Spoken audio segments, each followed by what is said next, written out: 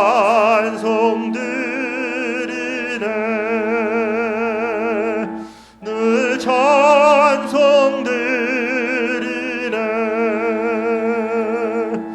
영죽을 나를 살리려 그 영광 떠나서 그 부끄러운 십자가 날 위해 지셨네. 날 위해 지셨네. 나 이제 생명 있음은 주님의 은혜요. 저 사망 권세 이기는 큰 기쁨 넘치네. 큰 기쁨 넘치네. 주님의 보좌 있는데 천한 몸 이르러 그 영광 몸소 배울 때 내 기쁨 넘치리. 내 기쁨 넘치리.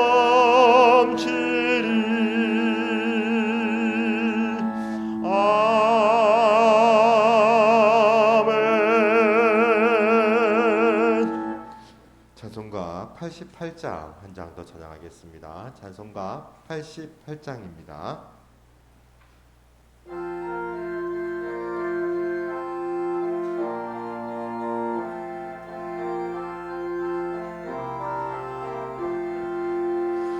내 진정 사모하는 친구가 되시는 구주 예수님은 아름다워라. 산 밑에 백합하여 빛나는 새벽별 주님 영원할 길 아주 없도다. 내 맘이 아플 적에 큰 위로 되시며 나 외로울 때 좋은 친구라. 주는 저 산 밑에 백합 빛나는 새벽별 이 땅 위에 비길 것이 없도다. 내 맘의 모든 염려 이 세상 고락도 주님 항상 같이 하여 주시고 시험을 당할 때에 악마의 계교를 즉시 물리치사 나를 지키네. 온 세상 날 버려도 주 예수 안 버려 끝까지 나를 돌아보시니. 주는 저 산 밑에 백합 빛나는 새벽별 이 땅 위에 비길 것이 없도다. 내 맘을 다하여서 주님을 따르면 길이 길이 나를 사랑하리니. 물불이 두렵지 않고 창검도 겁없네. 주는 높은 산성 내 방패시라. 내 영혼 먹이시는 그네 누리고 나 친히 주를 뵙기 원하네. 주는 저 산 밑에 백합 빛나는 새벽별 이 땅 위에 비길 것이 없도다.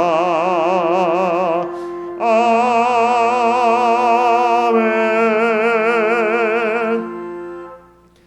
찬송가 79장 한 장 더 찬양하겠습니다. 찬송가 79장입니다.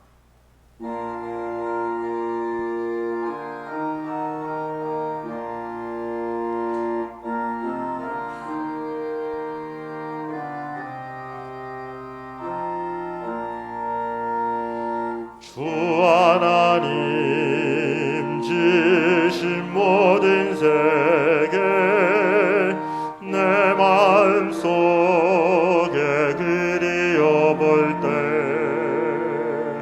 하늘의 별 울려 퍼지는 뇌성 주님의 권능 우주에 찾네. 주님의 높고 위대하심을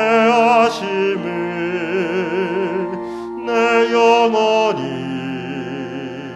찬양하네. 주님의 높고 위대하심을 내 영혼이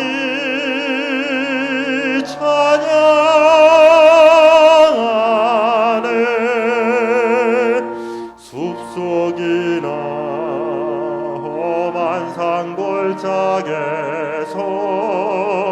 치저귀는 저 새소리들과 고요하게 흐르는 시냇물은 주님의 솜씨 노래하도다. 주님의 높고 위대하심을 내 영혼이 찬양하네. 주님의 높고 위대하심을 내 영혼이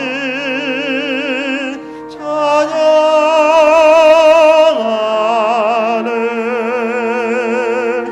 주 하나님 독생자 아낌없이 우리를 위해 보내주셨네.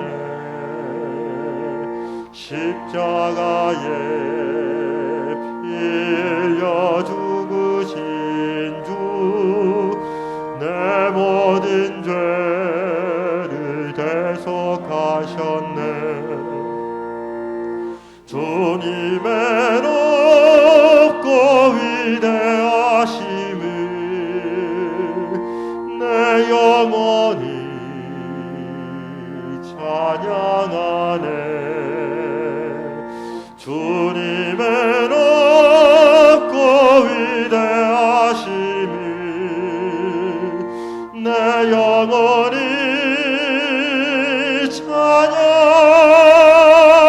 찬양하네. 내 주 예수 세상에 다시 올 때 저 천국으로 날 인도하리. 나 겸손히 엎드려 경배하며 영원히 주를 찬양하리라. 주님의 높고 위대하심을 내 영혼이 찬양하네. 주님의 높고 위대하심을 내 영혼이 찬양하. 다 같이 일어나서 4절 한 번 더 찬양하겠습니다. 내 주 예수 세상에 다시 올 때 저 천국으로 날 인도하리. 나 겸손히 엎드려 경배하며 영원히 주를 찬양하리라. 주님의 높고 위대하심을 내 영혼이 찬양하리라.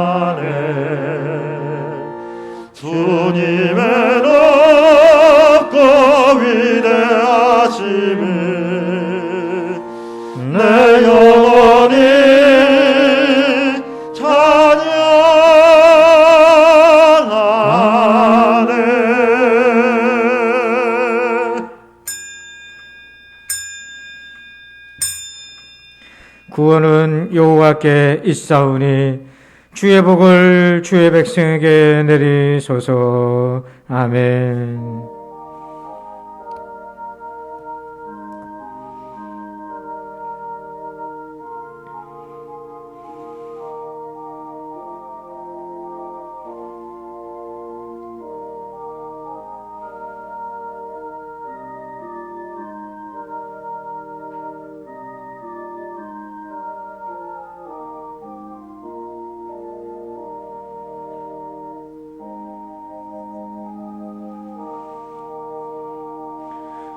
구원의 하나님을 찬양합니다. 우리의 영혼을 온전히 구원하여 주옵소서.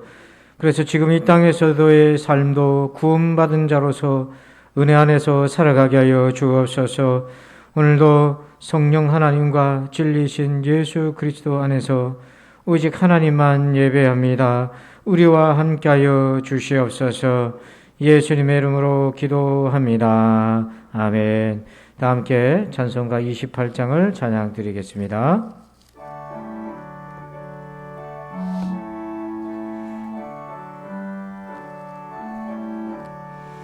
복의 근원 강림하사 찬송하게 하소서.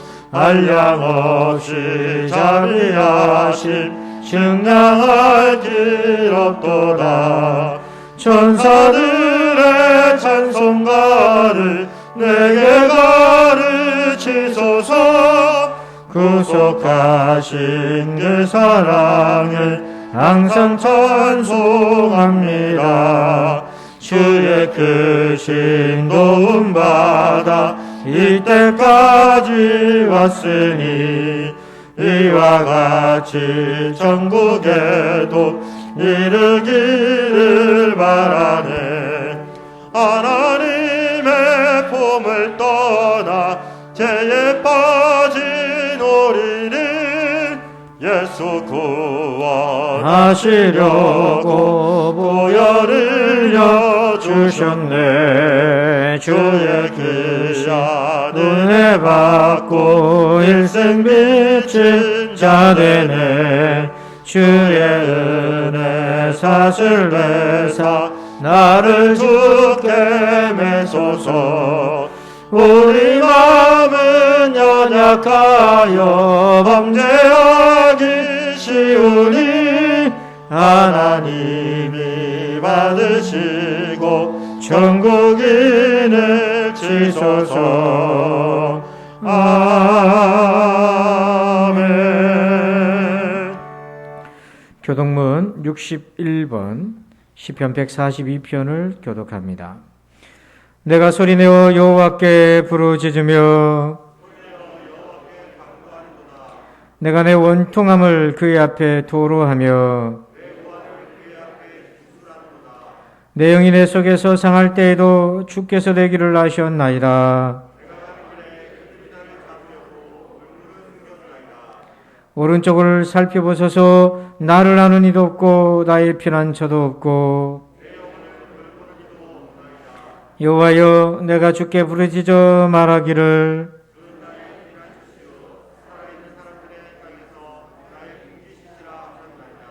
나의 부르짖음을 들으소서. 나는 심히 비천하니이다.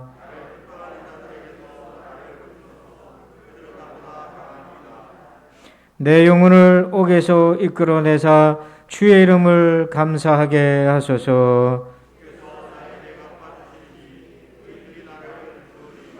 아멘. 나는 전능하신 아버지 하나님 천재 창조주를 믿습니다. 나는 그의 유일하신 아들 우리 주 예수 그리스도를 믿습니다. 그는 성령으로 잉태되어 동정녀 마리아에게서 나시고 본디오 빌라도에게 고난을 받아 십자가에 못 박혀 죽으시고 장사된 지 사흘 만에 죽은 자 가운데서 다시 살아나셨으며 하늘에 오르시어 전능하신 아버지 하나님 우편에 앉아 계시다가 거기로부터 살아있는 자와 죽은 자를 심판하러 오십니다. 나는 성령을 믿으며 거룩한 공교회와 성도의 교제와 죄를 용서받는 것과 몸의 부활과 영생을 믿습니다. 아멘.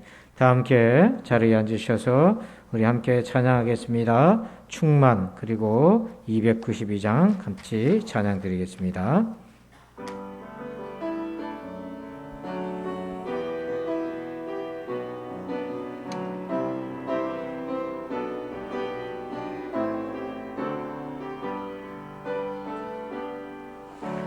무명이어도 공허하지 않은 것은 예수 안에 날 만족함이라.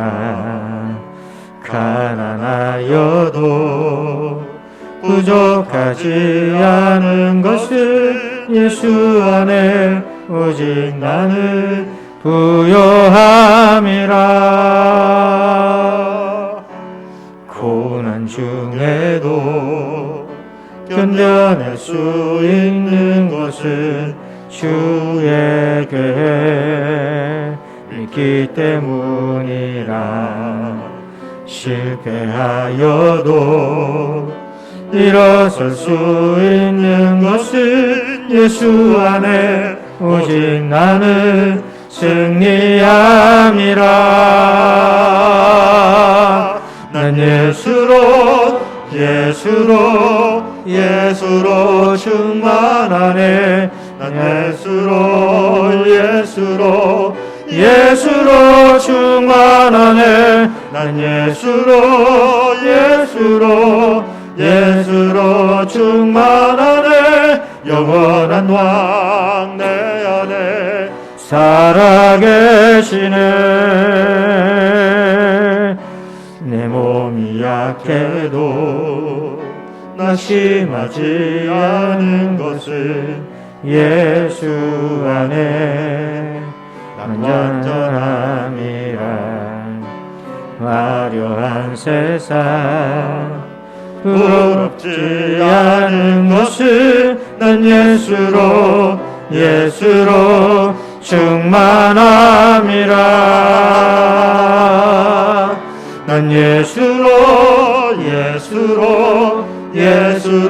충만하네. 세상 모든 것들도 부럽지 않네. 난 예수로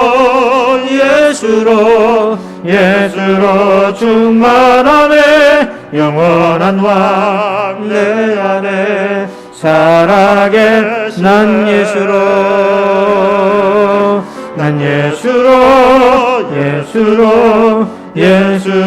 충만하네. 세상 모든 풍파도 두렵지 않네. 난 예수로 충만하네. 영원한 왕 내 안에 살아계. 내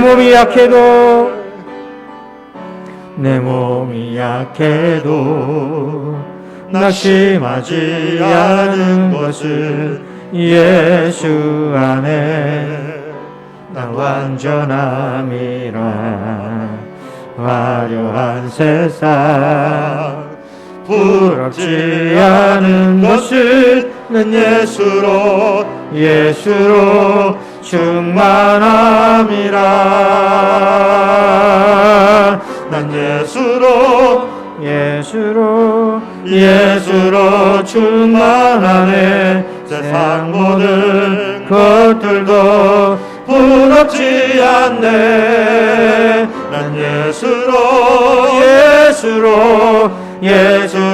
충만하네. 영원한 왕 내 안에 살아계신. 난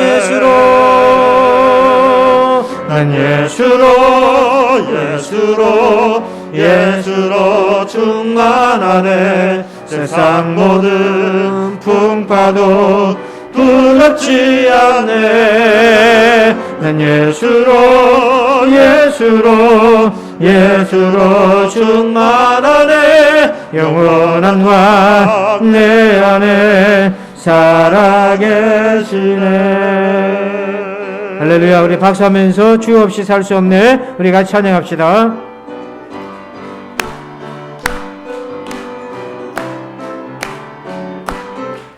주 없이 살 수 없네 제1의 구주여. 아멘.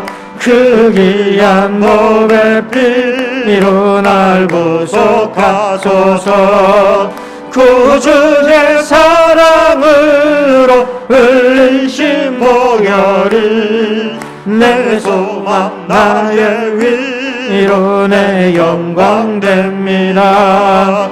주 없이 살 수 없네 나 혼자 못서리.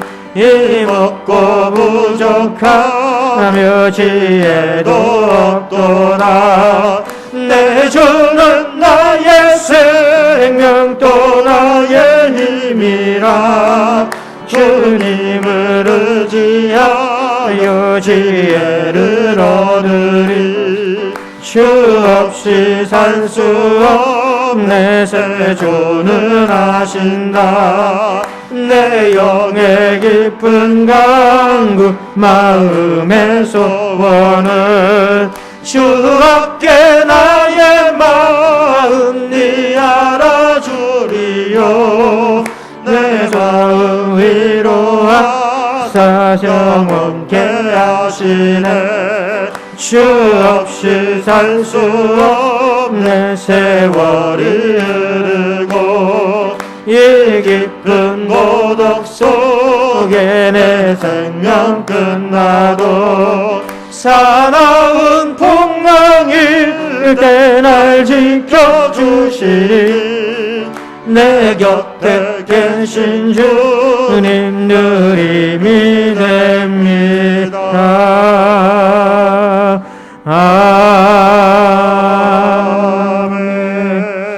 우리 다 함께 주하게 맞춰서 우리 조그맣게 소리를 내어서 합심해서 예배를 위해 오늘 성령 충만한 은혜를 위해서 우리 같이 한번 기도하겠습니다. 아버지 하나님 감사합니다. 하나님 감사합니다. 아버지 하나님 오늘도 거룩한 주의 날을 지키게 하시는 은혜를 감사합니다. 사랑하는 우리 성도들 오늘도 안전하게 예배하게 하시고 무엇보다도 주의 은혜 아래 있게 하여 주옵소서. 오늘도 아버지 하나님 주님 목마른 심령들이 주 앞에 나옵니다. 우리 하나님은 긍휼히 여겨주셔서 아버지 하나님 만나 주옵소서. 하나님 만나 주옵소서. 하나님 만나 주옵소서. 하나님 아버지 거룩한 주의 은혜로 우리를 덮어주시고 오늘도 아버지 하나님 한 사람 한 사람 붙들어 주셔서 아버지 오늘도 구원의 은혜가 새로워지게 하시고 주님 만난 기쁨 하나님 말씀에 은혜 받은 그 놀라운 기쁨으로 살게 도와주시고 오늘도 예수의 이름으로 살아가게 도와주옵소서. 하나님 아버지 오늘도 하는 예배 가운데 우리를 만나 주옵소서. 주여 주여 우리를 긍휼히 여겨 주옵소서. 감사합니다 주님. 감사합니다 주님. 예수님의 이름으로 기도합니다.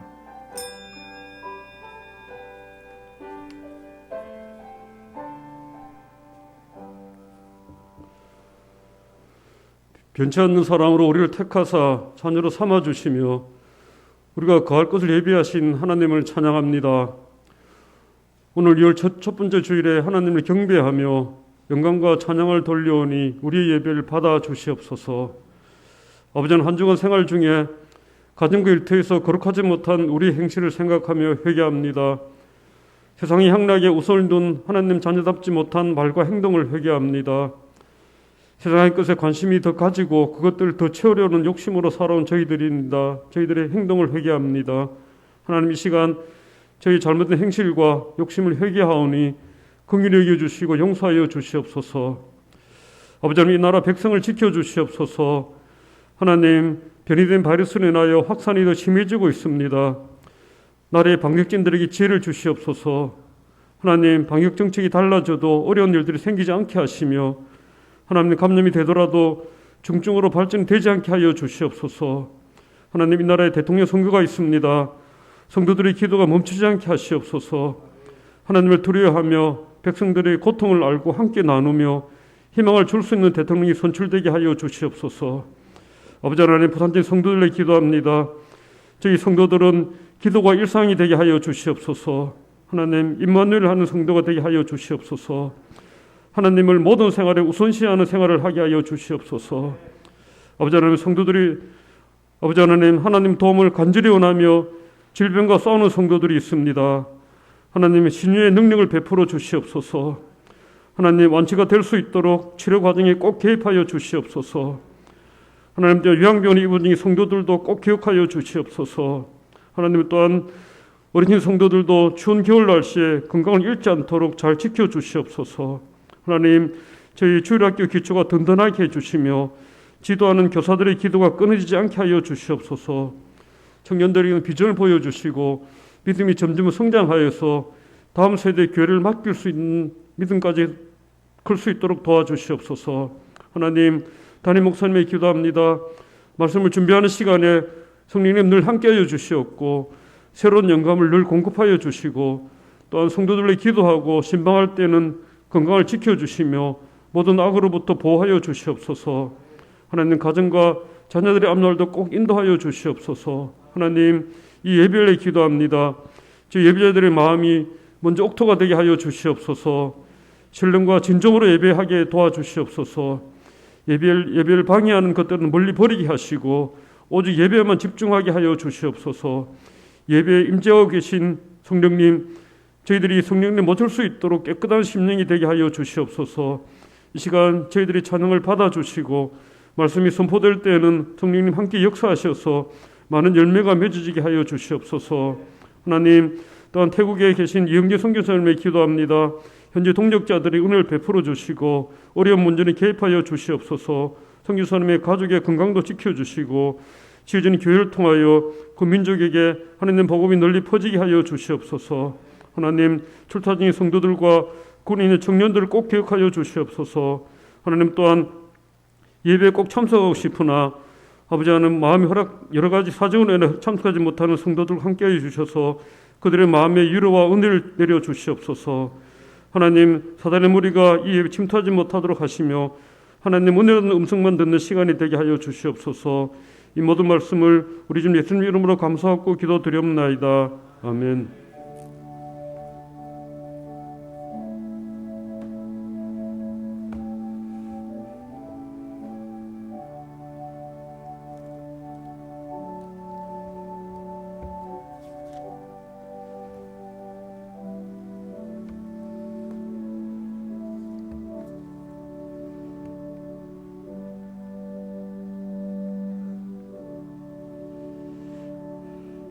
이 시간은 교회 소식을 말씀드립니다. 좌우에 계신 성도들과 고개 숙여 인사하겠습니다. 반갑습니다.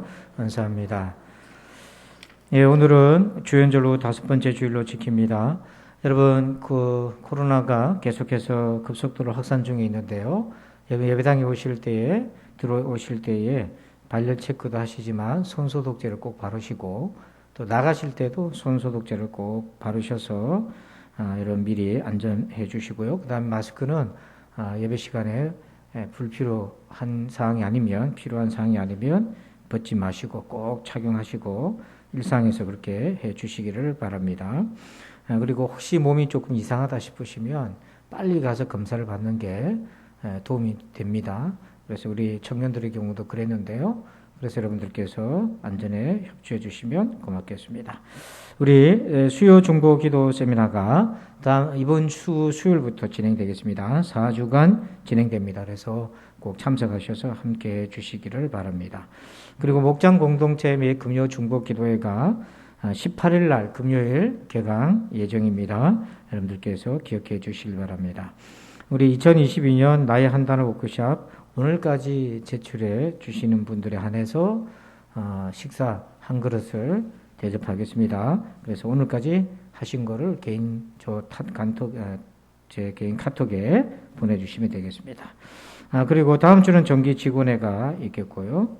그리고 우리 청년회장 이여신 청년이 한 학기 정도 말레이시아에 교환학생으로 이번 주 중에 출국을 합니다. 위해서 7월 달에 들어올 예정인데 안전하게 잘 다녀올 수 있도록 해서 기도해 주시기를 바랍니다. 나머지 광고는 주보를 참고해 주십시오. 이 시간에는 드리신 예물을 봉헌하겠습니다.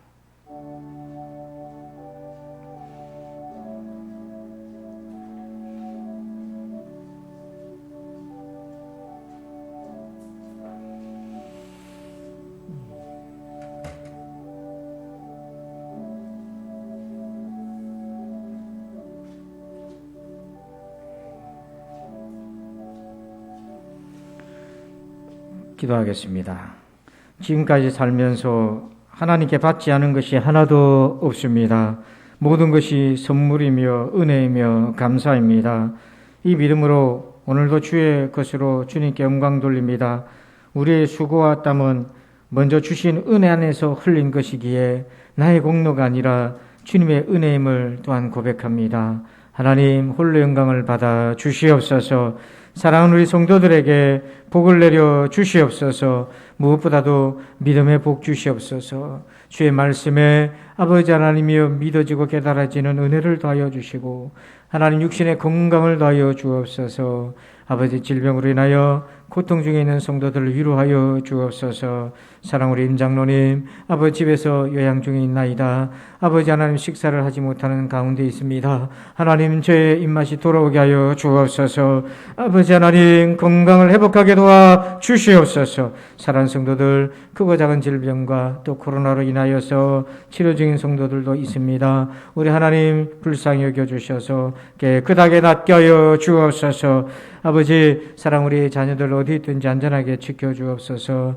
특별히 아버지 하나님 학교를 이제 개학을 하고 또한 아버지 하나님 수업을 하고 또 아르바이트를 하고 직장을 다니는 우리 청년들 하나님 어디 있었든지 안전하게 돌봐 주시옵소서.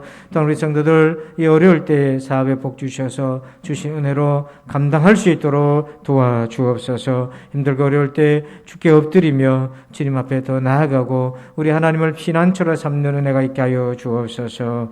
감사합니다. 예수님의 이름으로 기도합니다. 아멘. 할렐루야. 찬양대 찬양으로 영광 돌립니다.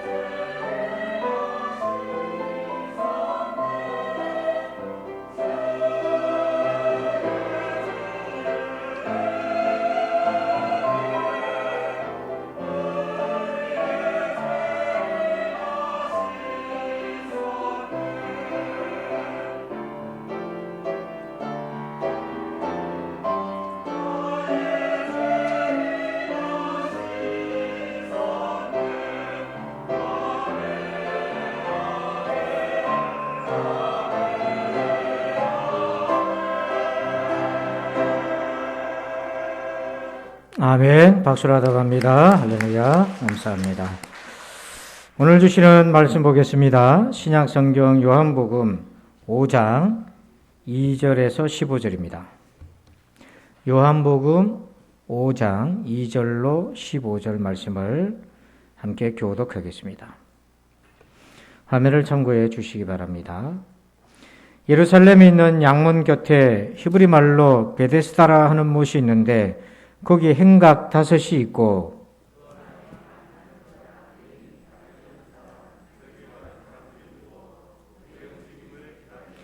이는 천사가 가끔 못에 데려와 물을 움직이게 하는데 움직인 후에 먼저 들어가는 자는 어떤 병에 걸렸든지 낫게 되밀어라. 예수께서 그 누운 것을 보시고 병이 벌써 오래된 줄 아시고 이르시되 네가 낫고자 하느냐.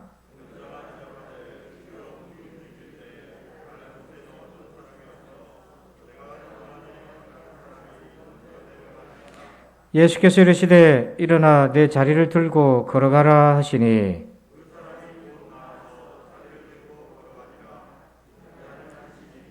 유대인들이 병 나은 사람에게 이르되 안식일인데 네가 자리를 들고 가는 것이 옳지 아니하니라.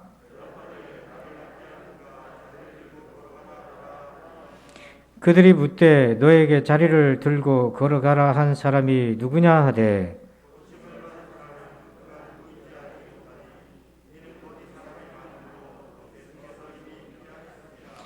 그 후에 예수께서 성전에서 그 사람을 만나 이르시되 보라 네가 나았으니 더 심한 것이 생기지 않게 다시는 죄를 범하지 말라 하시니 그 사람이 유대인들에게 가서 자기를 고친 이는 예수라 하니라. 아멘. 할렐루야.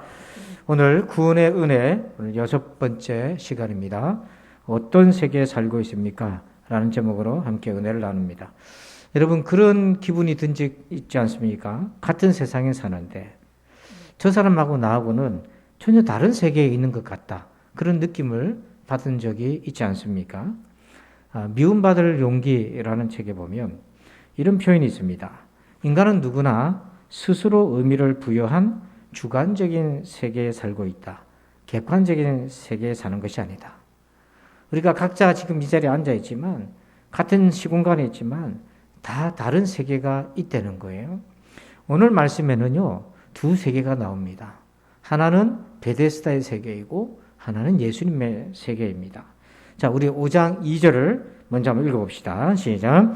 예루살렘에 있는 양문 곁에 히브리 말로 베데스다라 하는 못이 있는데 거기 행각 5이 있고 여러분 베데스다는 뜻이 뭐냐면 자비롭다, 긍휼을 베푸다 이런 의미가 있습니다. 그런데 이 베데스다에는요 못이 있는데 이 못이 북쪽과 남쪽에 2개가 있어요. 그래서 북쪽에 있는 못은 일종의 생활용수로 쓰여지는 거고 남쪽에 있는 못은 정결 예식용 물이 거기에 있습니다. 지금도 이스라엘 그 성에 가면 예루살렘에 가면 그 흔적들이 남아 있는데요.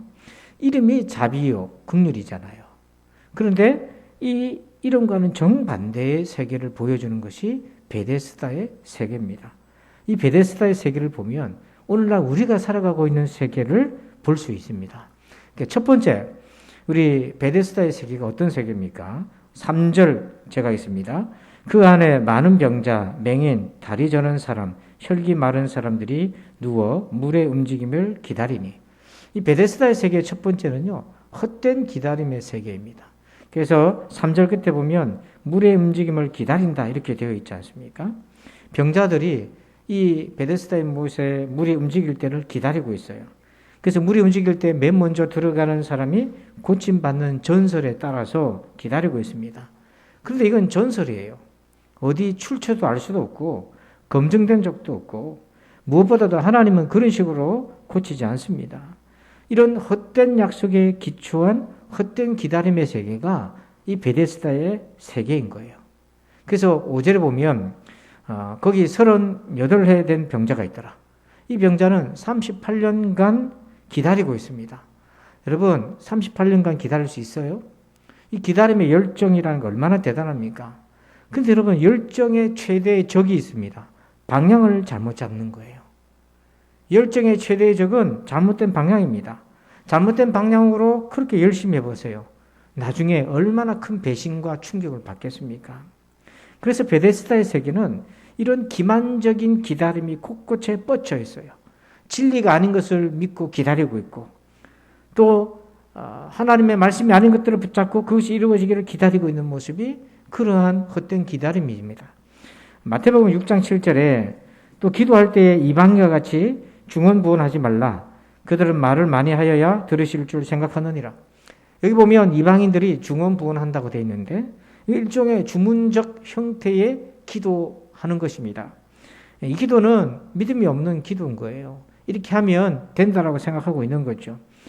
얼마 전에 좀 오래된 일입니다만은 암 환자가 치료를 하다가 참 어려움에 빠져서 기도원에 가게 되었습니다.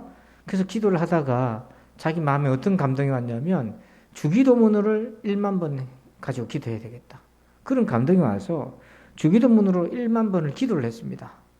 그래서 여러분 주기도문을 1만 번 기도하는데 이분이 1만 번 기도하고 난 뒤에 병이 나았어요.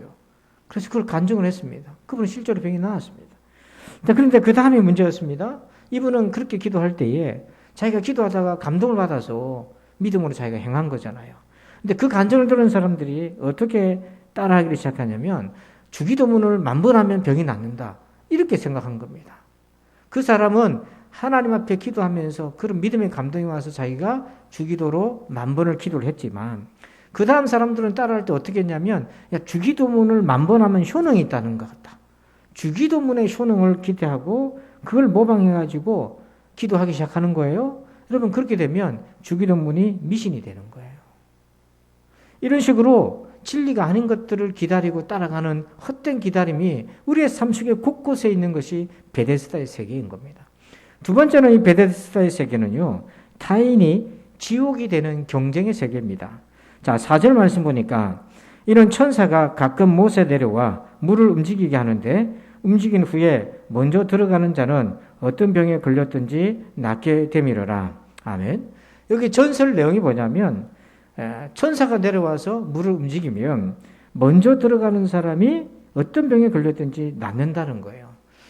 주로 저는 가끔 이제 요즘은 좀 가기 어렵습니다. 목욕탕 가면 물을 움직이시는 분이 있어요. 할아버지 같은 분들이 와가지고 탕이 식었거든. 들어와가지고 물 틀어놓고 막 휘젓거든요. 뜨거워가지고 들어가지 못하는 거예요. 젊은 사람들은. 근데 여기는 어떤 전설이냐면 천사가 내려와서 그렇게 한다. 근데 중요한 거는 맨 먼저 들어가야 된다는 거잖아요. 먼저 들어가는 자. 이 먼저는 first. 경쟁의 세계인 겁니다.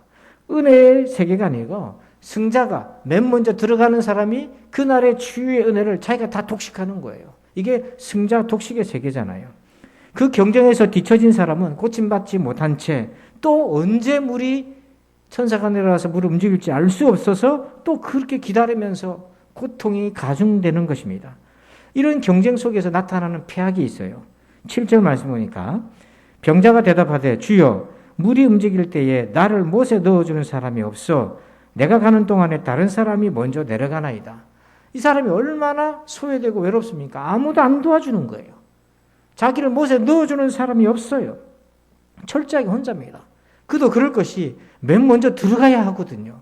누가 돕겠습니까? 그러면서 7절 끝에 보면 내가 가는 동안에 다른 사람이 먼저 내려가나이다. 여러분 자기가 가야 될 건데 다른 사람이 먼저 내려가서 그 치유받으려고 물에 들어갈 때에 그걸 쳐다보고 있을 때에 이 병자의 마음속에 그 타인은 뭘로 보이겠습니까? 자기를 오히려 고통으로 몰아넣는 사람으로 비춰지지 않겠습니까? 그래서 타인은 이웃이 아니라 나의 치유, 나의 행복을 빼앗아가는 지옥으로 보이기를 시작하는 거예요. 여러분들 중에서도 코로나19 검사를 받으려고 줄을 서신 분이 많았을 겁니다. 저도 지난 명절날에 2번이나 검사를 받았는데요. 이렇게 이제 줄을 딱 서 있을 때 이 줄은 아니지만 어쨌든 바람 부는 추운 상황에서 줄을 섰습니다. 다들 빨리 받고 빨리 집에 가고 싶을 거 아닙니까? 그래서 저도 서둘러서 갔는데 이미 많은 사람들이 줄을 서 있어요. 얼마나 많은 사람들이 불안하고 초조한 가운데 줄을 섰겠습니까? 혹시나 나도 감염된 건 어떡하지 하고 막 걱정스러운 가운데 있지 않겠습니까? 자, 그런데 그런 상황에 저도 이제 줄을 섰는데 가만히 생각하니까 이 긍휼히 여기고 저 사람들도 나와 같이 불편할 것인데 이런 생각보다는 어느 순간에 앞에 많은 사람들이 서 있을 때 그게 방해 요소로 보이기 시작하는 거예요. 아, 나 빨리 받고 가야 되는데 왜 이렇게 사람이 많아? 그리고 앞에 줄 선 사람들이 굼뜨고 동작이 느리고 앞에서 이끄는 사람들의 말을 듣고 빨리빨리 안 하고 자꾸 뭐 물어보고 그러면 줄이 더뎌지고 뭐 이런 것부터 새치기한 사람이 있는 것 같기도 하고 그럴 때 그 사람들이 어떻게 비춰지겠습니까? 나의 치유, 나의 행복을 방해하는 그런 경쟁자로 비춰지지 않겠습니까? 이게 얼마나 무서운 증상입니까? 그래서 이탈리아 철학자인 프랑코 베라드리는 대한민국 사회를 4가지로 정리했어요. 첫째는 뭐냐면 끝없는 경쟁의 사회고, 둘째는 극단적인 개인주의 사회고, 그 다음 세 번째는 일상의 사막하고, 네 번째는 생활 리듬의 초가속화. 얼마나 빠른지요. 근데 그 중에서도 1순위로 나온 게 뭐냐면 끝없는 경쟁이다. 지금 베데스다의 세계는요, 바로 그와 같습니다. 다른 사람이 나의 행복을 빼앗아가는 것처럼 비춰지는 그러한 세계 속에 우리가 살고 있어요. 세 번째는 뭐냐면 베데스다의 세계는 판단과 저주의 세계입니다. 자, 우리 10절을 한번 읽어보실까요? 시작. 유대인들이 병 나은 사람에게 이르되 안식일인데 네가 자리를 들고 가는 것이 옳지 아니하니라. 여러분, 38년 된 병자가 예수님 때문에 고침받았어요. 그러면 그 순간 옆에 있던 사람이 얼마나 축하해야 되겠습니까? 얼마나 같이 기쁘겠습니까? 우리도 성도들이 병원에서 치유하고 치료받고 퇴원하고 다시 돌아오면 우리 박수로 환영하고 기뻐하고 그렇게 서로 격려하잖아요. 그리고 함께 놀라워하고 경이롭게 여겨야 되는데 이 유대인들이 어떤 반응을 보였습니까? 야, 지금 안식일인데 네가 자리를 들고 어디를 이동하고 있느냐? 그러면서 병 나은 거에 대해서 축하하고 그리고 서로 기뻐하는 것이 아니라 안식일 세부 규정을 어겼다는 이유로 그 사람 보고 네가 불의를 저질렀다, 죄를 지었다, 옳지 않다 이렇게 비난하고 판단하고 정죄하고 있는 거 보세요. 이게 율법주의의 전형적인 모습입니다. 율법의 핵심이 뭡니까? 하나님 사랑하고 이웃 사랑하는 거잖아요. 이거 온데간데 없어지고 규정만 구어지고 그 사람이 잘못했냐 안 했냐 판단하고 있는 그 사늘함을 한번 보십시오. 제가 지난 주간에 시내에 볼일이 있어서 갔는데 어디서 찬양 소리가 들리는 거예요. 이게 뭐지? 보니까 젊은 청년들하고 또 이제 나이 드신 분들하고 이렇게 좀 제법 많은 인원들이 보니까 한 5, 60명 이상이 모여가지고 뭐 집회를 하는 것 같아요. 그래서 이 눈에 귀에 익숙한 가스펠이 나오더라고요. 그 전도하러 나왔나? 보니까 피켓 시위를 하고 있는 거예요. 그 피켓 시위 내용이 뭐냐면 백신 패스 반대 뭐 이런 내용이더라고요. 그래서 그거는 사람들 입장마다 백신 패스를 뭐 인권에 대한 차원이든지 혹은 뭐 다른 차별적인 요소로 생각해가지고 반대할 수도 있겠죠. 또 백신 패스를 통해서 나를 통해 다른 사람이 감염되는 것이 있으면 안 되니까 이웃을 생각하면서 백신을 맞는 사람도 있겠죠. 그건 다양한데 근데 왜 하필 찬송을 틀어놓고 가스펠을 틀어놓고 저러고 있지? 이 생각이 드는 거예요. 그래서 보니까 어디서 나왔나니까 그 소속이 없어. 그래서 저 어디 뭐 이단인가? 왜지? 그 좀 불쾌했어요. 불편했어요. 그 볼 보고 나오는데도 계속 그러고 있고 막 한 청년이 손을 들고 우리는 백신 패스를 반대합니다 하고 막 소리를 질러요. 그래서 제가 가서 물어봤습니다. 같이 우리 간부님과 함께 물어봤는데 어디서 나오셨어요? 그러니까 대답을 안 한 거 처음에. 그러니까 한 60대 중후반 되는 분한테 가서 물었는데 아주머니한테 가서 물었는데 딱 보니까 직분이 한 권사님 정도 돼 보이더라고요. 그래서 어디서 오셨어요? 그러니까 처음에 말을 안 해요. 그 수상하잖아요. 왜 말을 안 하지? 어디서 오셨는데 자꾸 물으니까 새 무슨 데서 왔다는 거예요. 새 무슨 교회에서. 그래서 제가 그래서 이걸 왜 하고 있습니까? 이렇게 들어보니까 뭐 백신 패스가 차별이고 뭐 이렇게 막 얘기를 하더라고요. 그러냐. 그러니까 그렇게 이렇게 시위를 하실 수 있는데 왜 하필 찬송을 가지고 찬양을 틀면서 그렇게 하고 있을까요? 그렇게 되면 기독교인들이 다 그렇게 똑같이 하는 걸로 알 수도 있지 않습니까? 기독교인 중에서 그렇게 생각 안 하는 분들도 좀 많은데 서로 안전해야 되고 현재까지 정부로서 시책을 펼칠 때는 그게 최선이니까 우리가 협조하는 거고 또 그래서 나 때문에 다른 사람이 피해를 봐면 안 되니까 그렇게 하고 그래서 어린 가운데도 백신을 막 그런 분들 많은데 그렇게 되면 오해하지 않겠습니까? 차라리 가스펠 말고 다른 걸 하면서 이렇게 정당하게 시위를 하시면 안 좋겠습니까? 이렇게 얘기를 했더니 뭐라고 얘기하냐면 막 화를 내요. 화를 내면서 우리가 이제 아이고 더 뭐 얘기해봐야 소용이 없겠다 싶어서 가는데 뒤통수에 대놓고 이렇게 얘기하는 겁니다. 뭐라고 얘기하냐면 당신은 참된 그리스도인이라면 백신 패스를 반대해야 되는데 당신은 참된 그리스도인이 아닌가 봅니다 하고 이렇게 얘기하는 거예요. 깜짝 놀랐어요. 권사님이 목사 보고 당신은 참된 그리스도인이 아닙니다. 이렇게 얘기한 거예요. 여러분, 이 신념이 과도하면 신앙이 돼버려요. 그러면 어떻게 됩니까? 교리가 돼버리고 그게 전형적으로 율법적인 판단을 하게 되는 거잖아요. 참된 그리스도인은 무엇으로 구분할 수 있습니까? 예수 그리스도를 믿어 구원받은 사람이잖아요. 그거 말고 어떤 기준이 그보다 앞서는 기준이 있을 수 있어요? 예수님이 정하지도 않은 규칙을 내세워서 구원의 기준을 삼으려는 태도를 경계하셔야 됩니다.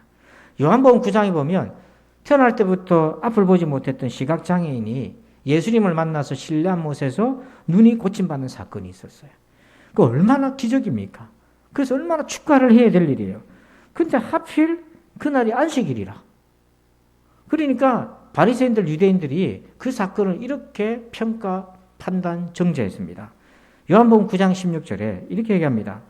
바리새인 중에 어떤 사람은 말하되 이 사람은 예수를 가리키는 겁니다. 예수님을 가리켜서 이 사람이 안식일을 지키지 아니하나니 하나님께로부터 온 자가 아니다. 이렇게 얘기하는 거예요.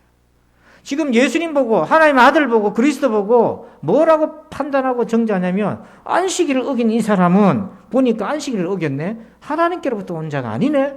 라고 얘기하는 것입니다. 이런 식으로 안식일에 병 고쳤다고 사람들이 성경에도 없는 세밀한 규례, 이거 인간의 전통이잖아요. 조상들의 전통이잖아요. 성경에는 안식일을 지키라고 나와 있죠. 안식일에 일하지 말라고 되어 있잖아요. 그걸 기준으로 해가지고 세부적인 걸 만드는 거예요. 어느 정도 일을 하지 말아야 되는지, 어느 정도 이동을 하지 말아야 되는지, 그거 다 사람이 만든 거잖아요. 그 율법학자들이 만들어서 적용하는 건데, 그건 어디까지나 적용인데, 그 적용한 부분이 오리지널 하나님 말씀보다 더 권위가 세가지고 지금 병자가 고침받았어요. 하나님의 능력이 나타나서 같이 축하를 해야 되는데 뭐라고 손가락질하냐. 이 사람은 그리스도도 아니고 이 사람은 참된 신자도 아니야. 왜? 안식일을 어긴 자란데. 이런 식으로 판단하고 있었다는 거예요. 이게 바로 율법주의 비판 판단의 저주의 베데스다의 세계인 겁니다. 혹시 여러분 오늘 나는 지금 이러한 베데스다의 세계에 살아오고 있지 않습니까?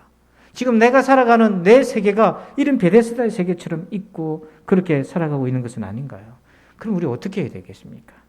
바로 우리에게 예수님의 세계가 기다리고 있어요. 여러분, 예수님의 세계는요, 이렇습니다. 첫 번째는 뭐냐면, 먼저 찾아오시는 세계입니다.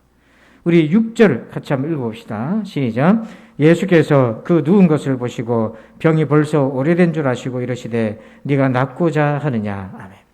예수님이 거기 많은 병자들 중에 그 38년 된 병자를 보고 그 누운 것을 보시고 이렇게 얘기했어요. 여러분, 관계를, 예수님과 우리의 관계를 누가 먼저 시작하셨어요? 우리입니까? 예수님이십니까? 예수님이 먼저 하셨어요. 그래서 요한일서 4장 19절 보면 우리가 사랑하면 그가 먼저 우리를 사랑하셨습니다. 여러분, 우리가 예수 믿을 수 있었던 것은 주님이 먼저 나를 찾아오셨기 때문에 그런 거예요. 여러분, 혹시 누군가에게 먼저 다가가서 관계를 트고 돕고 은혜를 나눠본 경험이 있습니까? 그 해본 경험 있는 분은 그것을 해볼 때 관계를 먼저 시작한다는 게 얼마나 어렵고 용기가 필요한지를 느낄 수 있을 겁니다. 먼저 다가가는 것은 상처를 각오해야 됩니다. 거부당할 수도 있는 거고요. 그래서 전도를 사람들이 왜 힘들어합니까? 사람들 전도 현장에 나갔을 때 전도지 하나 주면 아이고 고맙습니다 하면 다 받으면 신이 나서 다 하는데 왜 전도를 꺼려하죠? 외면하거든요. 싸늘하게 돌아서거든요. 거부당하거든요. 그게 상처가 되니까 전도하기 어려운 거예요. 먼저 다가간다는 것은 상처를 받을 각오를 하기 때문에 정말 어려운 일입니다.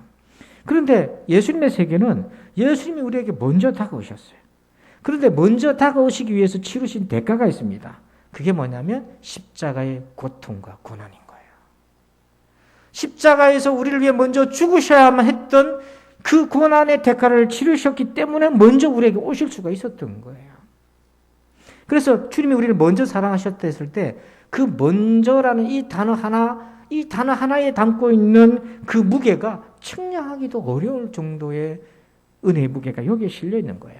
보십시오. 아브라함에게도 하나님이 먼저 오셨죠. 야곱에도 베델에서 노숙하고 올 때 하나님이 먼저 찾아오셨죠. 다윗에게도 하나님이 먼저 찾아오셨습니다. 사도 바울에게도 예수님이 먼저 찾아오셨고 12제자에게도 주님이 찾아오셨고 저와 여러분에게도 주님이 먼저 찾아오셨어요.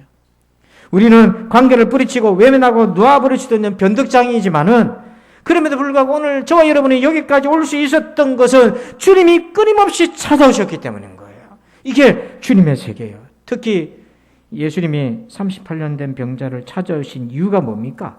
자, 6절에 보니까 이렇게 되어 있어요. 예수께서 그 누운 것을 보시고 병이 벌써 오래된 줄 아시고, 보니까 병이 오래된 줄 아셨다. 이 아시다라고 하는 헬라어의 단어의 뜻은 뭐냐면 마음으로 아셨다는 겁니다.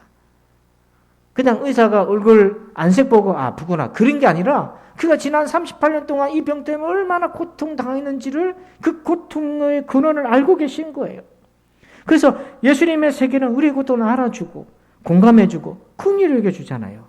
베데스다의 세계는 뭡니까? 자신의 고통도 타인의 고통도 원인을 진단하고 비판하고 분석하고 정죄하고 이런 세계이잖아요. 그런데 예수님의 세계는 예수님이 찾아오셔서 우리의 고통을 알아주시는 거예요.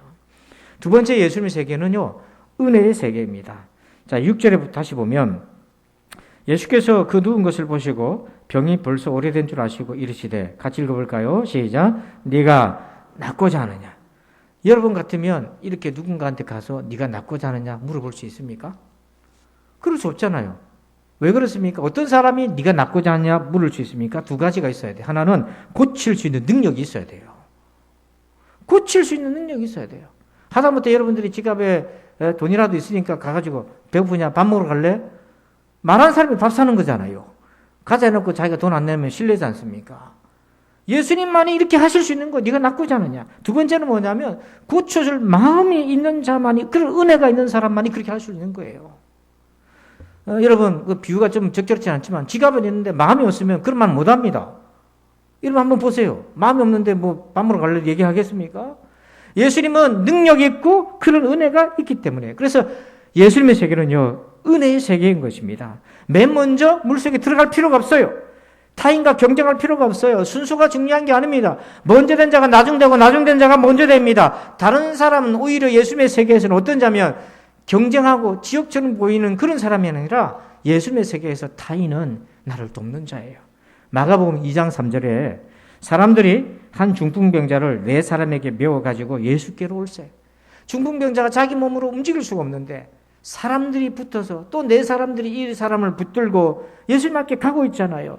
타인은 예수님의 세계에서는요, 은혜와 축복의 통로인 거예요. 베데스다의 세계에서는요, 나보다 먼저 가서 내가 받아야 될 은혜를 저 사람이 그냥 강탈하듯이 차지해 가버리는 그런 경쟁과 타인의 지옥이라면, 예수님의 세계는 은혜의 세계입니다. 그래서 타인보다 먼저 가려는 그런 경쟁적인 속도가 아니라 하나님의 은혜에 대한 사모하는 마음이 요구되는 거예요. 세 번째로 예수님의 세계는 구원의 세계입니다. 자, 우리 8절을 같이 읽어봅시다. 시작. 예수께서 이르시되 일어나 네 자리를 들고 걸어가라 하시니. 여러분, 예수님이 일어나 네 자리를 들고 걸어가라, 이 말은 바로 예수님의 능력의 선포인 거예요. 여러분, 예수님은 능력이십니다. 예수님은 능력이십니다.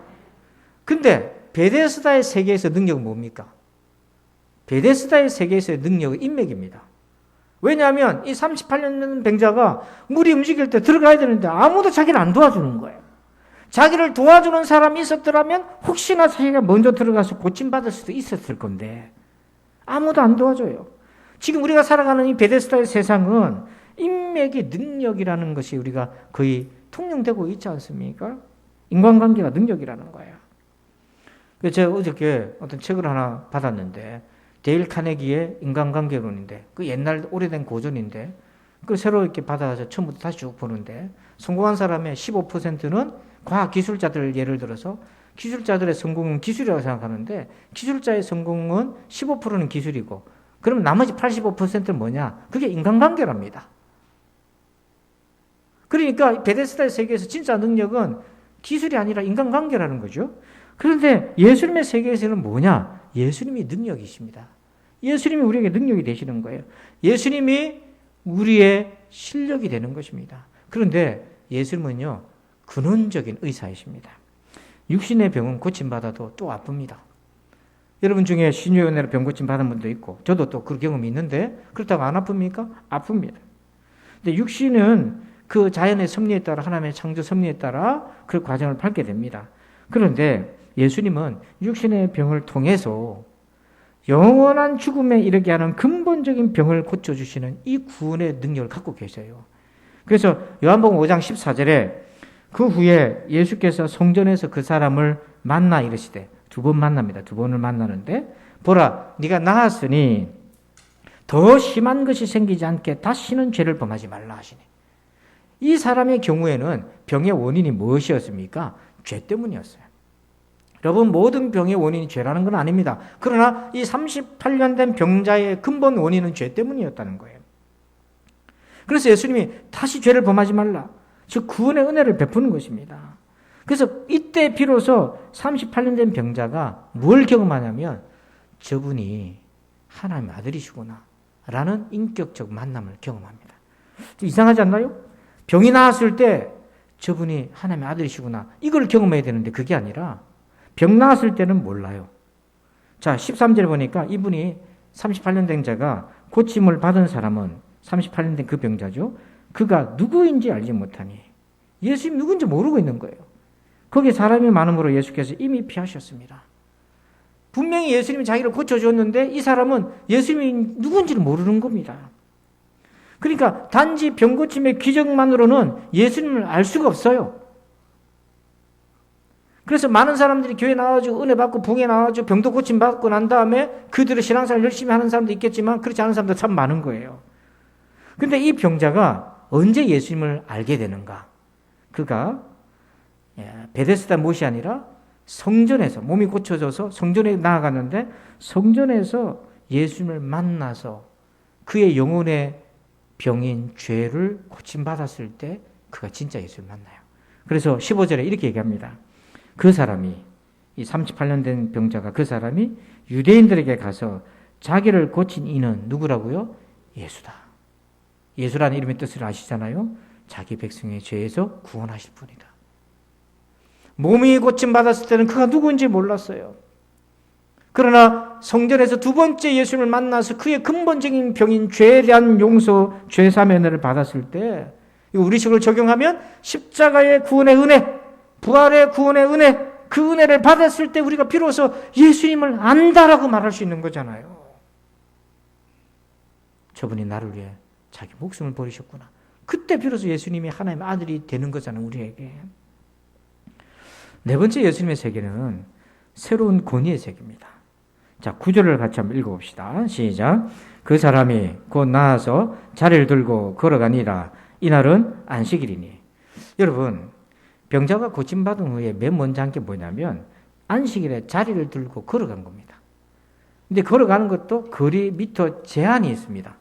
얼마까지는 율법에 저촉이 안 되고 그 이상을 넘어가면 율법을 어긴 것이다, 이렇게 돼요.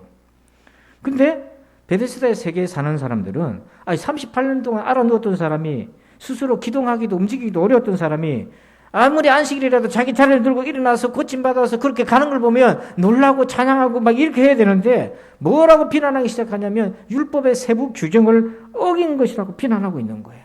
근데 그럼에도 불구하고 이 병자는 예수님 말씀하신 대로 자리를 들고 일어나 걷습니다. 그 사람이, 이 병든 자가 안식일 규정을 어김에도 불구하고 자리를 들고 일어났던 이유가 뭡니까? 이 작은 행동이 뭘 의미하는 거냐면 이제부터 이 사람에게서 그의 생각과 행동을 결정하는 권위가 바로 예수님이 되셨다는 거예요. 그래서 11절에 이렇게 얘기합니다. 대답하되 나를 낫게 한 그가 자리를 들고 걸어가라 하더라 하니라. 자기도 율법을 알아요. 그런데 나를 낫게 한 그가 자리를 들고 일어나 걸어가라 해서 내가 이제 그때부터 걷는다. 여러분, 예수님의 세계가 바로 이렇습니다. 내 생각과 내 행동의 최종 권위자가 누구냐?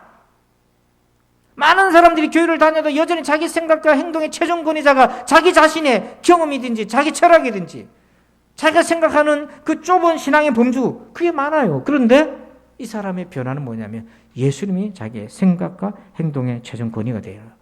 여러분, 여기에서 삶의 변화가 오는 겁니다. 예수님이 나의 최종 권위자가 되지 않으면 그 사람의 삶의 변화가 안 되는 겁니다. 왜? 여전히 내 안의 최종 권위자는 나이기 때문에. 그래서 내가 좋은 대로, 내가 편한 대로, 내가 원하는 대로 살아가는데 어떤 변화가 있겠어요? 그래서 고린도후서 10장 5절 한번 읽어봅시다.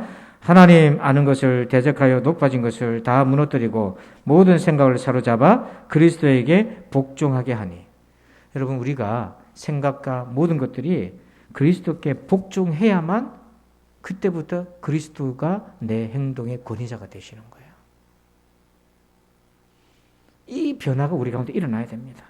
언제 우리가 그리스도에게 복종할 수 있습니까? 저 여러분이 언제부터 예수님께 복종할 수 있어요? 예수님이 하나님의 아들이심을 믿을 때, 그런 일들이 내게 생길 때, 그래서 그 과정을 통해서 우리의 어리석은 생각들이 깨지고 예수님 앞에 복종하는 거예요.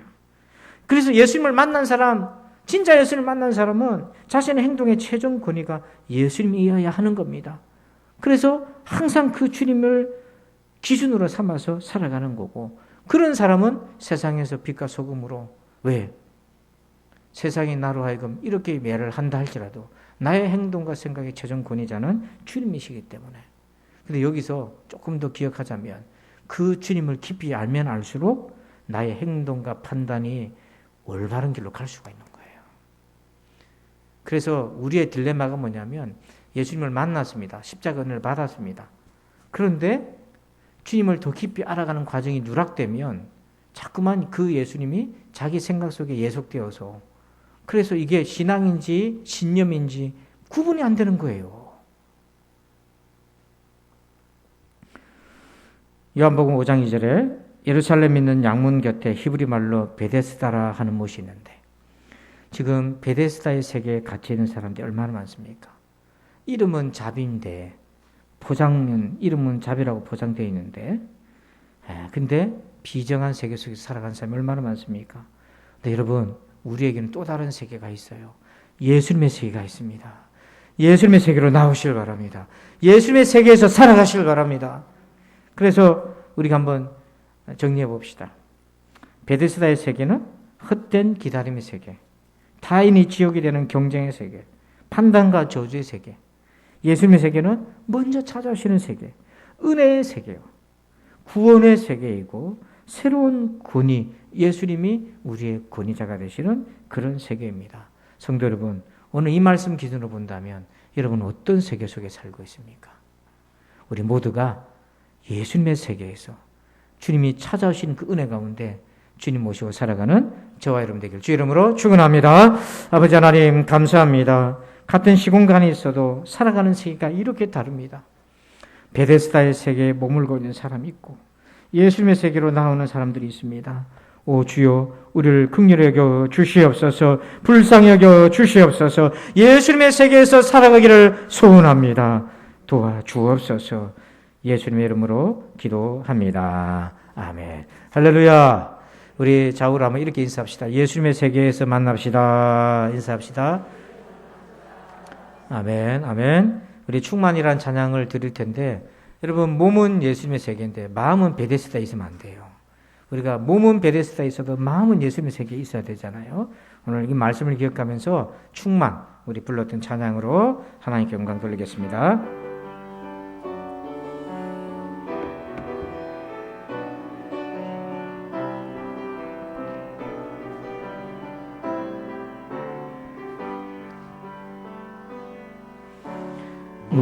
무명이어도 공허하지 않은 것은 예수 안에 날 만족함이라. 가난하여도 부족하지 않은 것은 예수 안에 오직 나는 부요함이라. 고난 중에도 견뎌낼 수 있는 것은 주의 계획 믿기 때문이라. 실패하여도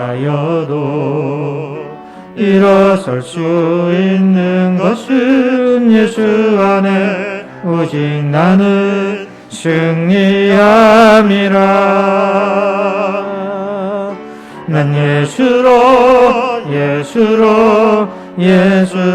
충만하네. 난 예수로 예수로 충만하네. 난 예수로 충만하네. 영원한 왕 내 안에 살아계시네. 우리 아픈 부분에 손 올리고 찬양합시다. 내 몸이 약해도 낙심하지 않은 것을 예수 안에 나 완전한 아멘 아멘. 화려한 세상 부럽지 않은 것을 난 예수로 충만함이라. 아멘. 난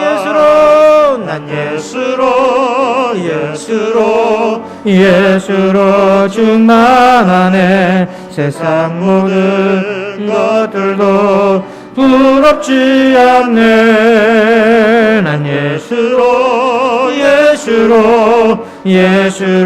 충만하네. 영원한 왕 내 안에 살아계.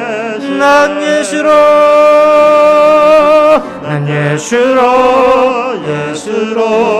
예수로 충만하네. 세상 모든 풍파도 두렵지 않네. 난 예수로 충만하네. 영원한 왕 내 안에 살아계. 영원한 왕 내 안에 살아계시네. 영원한 왕 내 안에 살아계시네. 할렐루야, 할렐루야. 우리는 예수님의 세계에 있습니다. 아멘. 이제는 우리 구주 예수 그리스도의 은혜와 하나님 아버지의 그 크고도 놀라우신 사랑하심과 성령님의 오늘도 감화 감동 깨닫게 하시고 조명해 주시고 또 우리를 하여금 인도하시는 그 세밀한 인도하심의 역사하심이 비록 베데스다 세계와 같은 이 세상에 살고 있으나 예수님 안에 거하며 예수님의 세계 속에서 살기를 소원하는 우리 부산진 권속들 위해 이제부터 영원토록 함께 계실지어다. 아멘.